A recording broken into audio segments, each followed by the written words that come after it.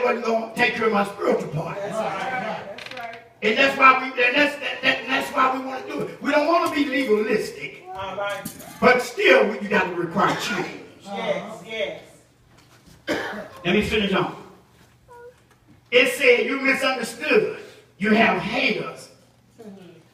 So in order to stand out, you must be confident in who God made you to be. You got to be confident in who God made you to be. I always said, now everybody in this room, now it's up to you, you're wired to win. You're wired to win. You know why I know? You know I can say that? I'm made in His image and likeness. God is a winner. He take ashes and turn it into beauty. Isn't that good? All right. Sure you do. He'll take things that's burned up in your life. If you will give your life to Him. Now the ministry, me and other part of the ministry, me and Pastor do, when we doing this ministry, it amazed me. How all those people, some of them got strokes and can't feed themselves. Some of them got drinking habits. Some of them young and they people that put them in there, they have drinking habits. So they in nursing home. These young folks, I said, look, they put them in there. You got drinking habits. You got dope habits. But listen at this here. It amazed me the mind. It amazed me the mind how, even in their state, they have different attitudes and different gestures about where they are. And I was preaching to them Friday. I said, yo, why you haven't learned enough to have an attitude? And what I'm saying is like this, because attitude ain't a bad word.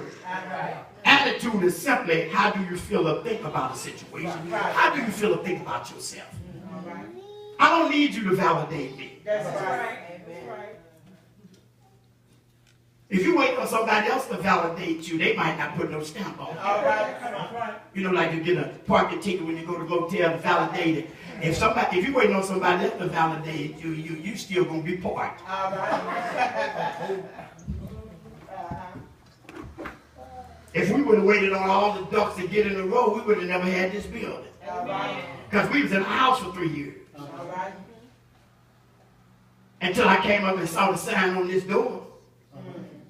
And when we came here, the pastor that was here, he gave us every indication that this was a bad building. And then he called himself. He said, he said, let me be quiet. He said, because God, he said, let me be quiet. He said, I done told y'all everything bad about this building. And the Holy Ghost, we didn't say nothing, he checked him. He said, let me be quiet.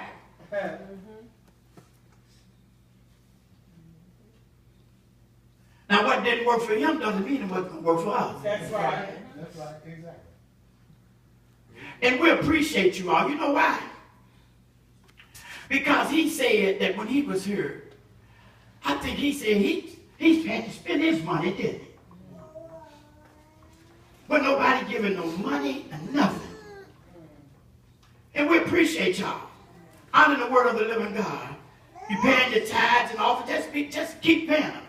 Amen. Be consistent. Keep on. We appreciate that. Amen. Don't stop. Yeah.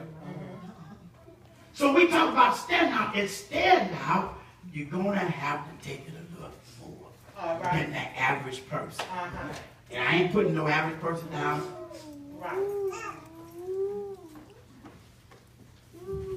But God wired us to win. Listen, you must be confident who God made you to be. To be a standout means people would take notice of you.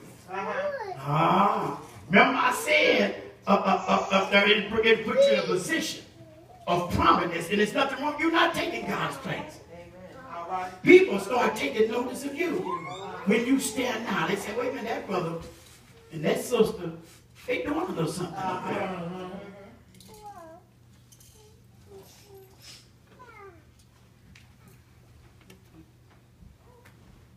A standout must have goals.